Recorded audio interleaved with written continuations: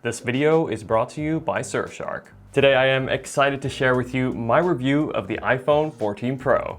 This year, the 14 Pro line gets the biggest upgrades, from the new dynamic island, the 48 megapixel camera, to the even more powerful A16 Bionic chip. Today I'll talk about my experience using the 14 Pro for the past weeks, and if you're thinking of upgrading to or switching to the 14 Pro, then this video will cover everything you need to know. As always, I will leave all the purchase links down in the description. Before we start, my last giveaway was such a big success, so this time I'm going to be giving away this brand new iPhone 14 in this beautiful blue color. If you guys want a chance to win, be sure to subscribe to my channel, like this video, and comment your favorite feature of the iPhone 14, along with your Instagram username, and then follow me on Instagram, where I will announce the winner on November the 27th.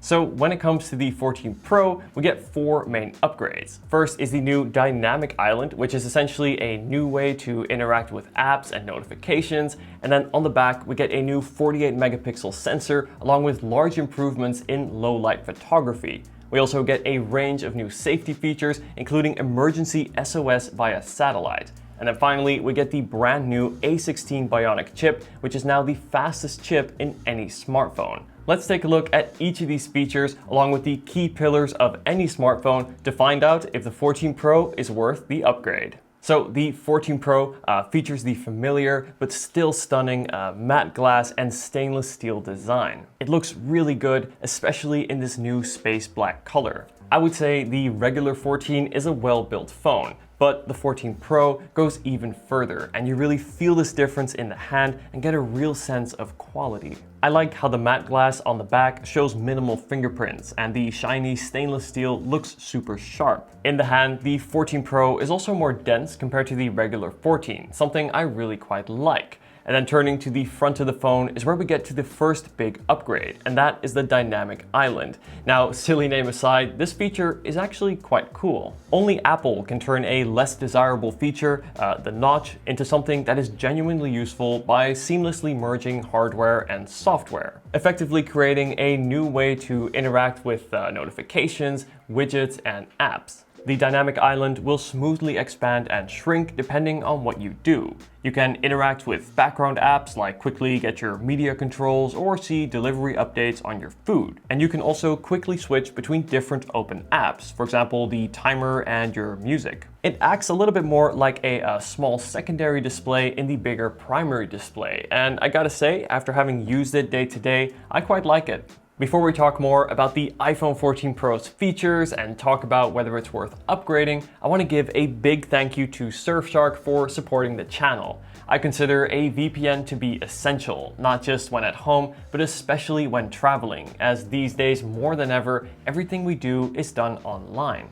From browsing the web, streaming TV shows, to staying in touch with friends and family, and even banking. We'd like to think our information is safe, but as our digital presence grows, so does the need for proper security. And this is where Surfshark VPN comes in, a service that protects your information and privacy by encrypting all data that you send through the internet, keeping anyone unwanted from accessing it. Another great reason to use a VPN is because sometimes content from streaming services can be blocked depending on what country you're in. With Surfshark, you can solve that problem by changing your location. Choose from over 3,200 servers in 95 countries. For example, I love to watch the classic Pokemon series that you'll only find on the Japanese Netflix. Not only is this good for streaming, but can be crucial for those in countries with heavily censored internet. Surfshark VPN supports all major platforms, and I find the app, also on the iPhone 14, to be super easy to use. By using my link in the description and code Dion, you will get 83% off your plan. Plus, you get 3 months for free. Surfshark also offer a 30-day money-back guarantee. Thank you to Surfshark for supporting the channel. Now back to the iPhone 14 Pro. The OLED display on the iPhone 14 Pro is probably amongst, if not the best display you'll find on any smartphone, and the 6.1-inch size strikes that perfect balance between portability and usability. It also has a 120 Hz refresh rate for super smooth animations. This is not a must-have feature, but once you're used to it, it's hard to go back to the 60 Hz on, for example, the regular iPhone 14. The refresh rate also goes down to 1 Hz when the screen is static, and this is to save battery, but I'll talk more about battery in a sec. The display also gets super bright, now up to 2000 nits, which is the brightest display in any smartphone, and this makes a really big difference. Especially outdoors, not only is the display visible in direct sun, but it actually looks super clear and is a noticeable step up compared to the previous 13 series. Additionally, colors in photos, videos, and games really come to life, and text is razor sharp. And now, for the first time on an iPhone,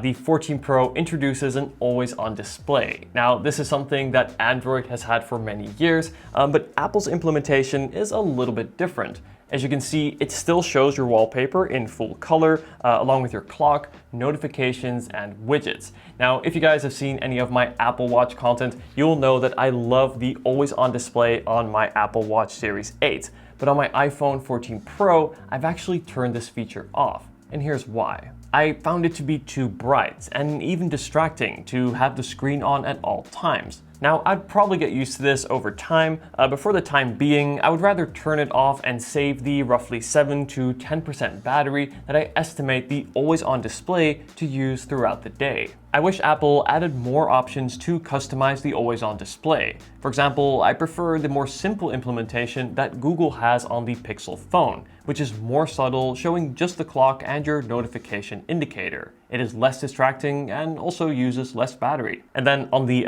front of the display, we get the ceramic shield. Now, this is quite crack resistant, as I've never had an iPhone with the ceramic shield crack, but it does scratch really easily. So my suggestion is get a screen protector and apply it on day one. I'll be sure to leave my recommended screen protector down in the description. The iPhone 14 Pro introduces some pretty big camera upgrades, namely a new 48 megapixel main sensor. Now, you may think that 48 megapixel photos will be quite large in size, and well, you'd be right. So instead, this sensor uses 4 times bigger pixels to create even better 12 megapixel photos and lets in more light, creating more detailed and better photos. Additionally, the ultra-wide and telephoto lenses get up to 2x better low light performance thanks to the new photonic engine, which uses software to enhance photos, and this difference shows. Images on the iPhone, especially on the Pro line, have always been amongst the best, and after using and testing the iPhone 14 Pro in different lighting conditions and different scenarios, I can firmly say that the iPhone 14 Pro's camera system is the best overall camera system out right now. No matter the environment, photos are true to life, being natural but still vibrant. Skin tones are always accurate and white balance is spot on. And especially in low light, the performance improvements are really big, creating less noisy and sharper images with better color reproduction compared to previous years. And then when it comes to video, it's a similar story. 4K video looks incredible. I've even used some B-roll shots in my YouTube videos shot on the iPhone 14 Pro. The 14 Pro also adds action mode for even better stabilization and also adds 24 FPS for that true cinema look. Needless to say, if video is important to you, this is the phone to get. And then on the front, the selfie camera now has autofocus to be even sharper at more distances and also improves details in hair, for example. Makes my gray hairs look even more clear. Great.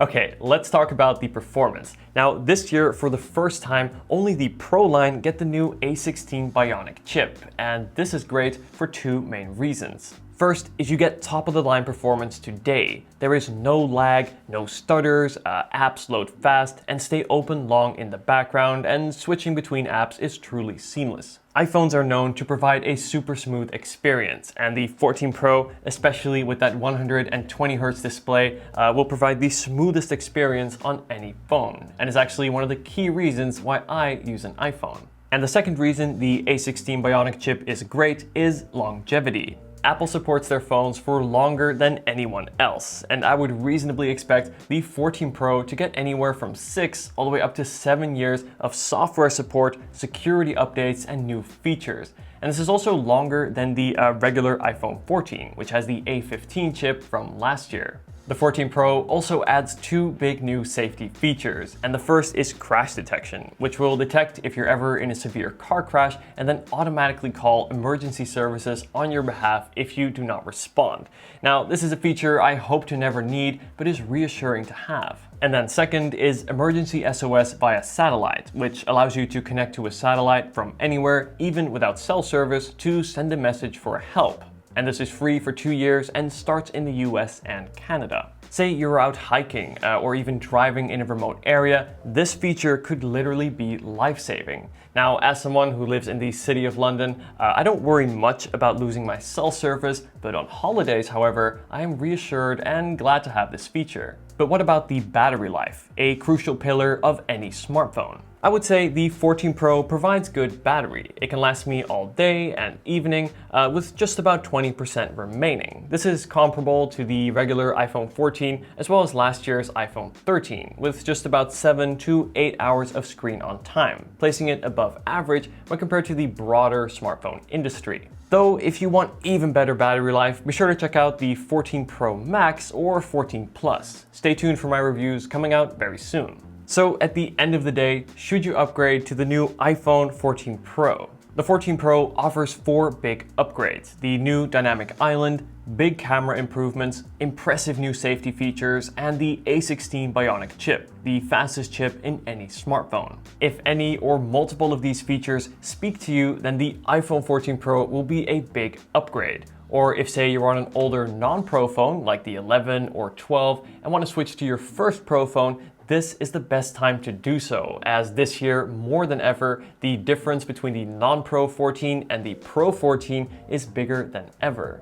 The iPhone 14 Pro comes at a price, but offers big upgrades and a great all-around experience that will last for years to come. I've really been enjoying the iPhone 14 Pro and can highly recommend this phone. Thank you guys so much for watching this video. I hope you enjoyed it. Let me know if you have any questions about the iPhone 14 Pro or any of the new other iPhones, and be sure to check out my 14 Pro Max and 14 Plus reviews coming out very soon. Thank you guys for watching, and I'll see you in the next video. Take care.